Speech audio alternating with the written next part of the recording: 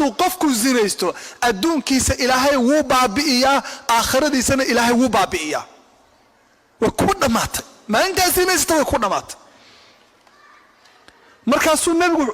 waxaa kale oo la yidhi watajcaluhu fii nakidin daa'imin wahammin laa yufaariquhu murugo fakar madax xanuun walwal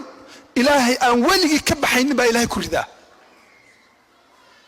maxaa walwalka loo geliyey markuu zinaysanayay buu faraxsanaa ilaahay baa ku ciqaabay fiiri markaasuu والعافية وحي كانت عافمات الآن إلهي عافماتك قفك كقاطع محل لو قاضي مركو زينيسانية وعافمات قبي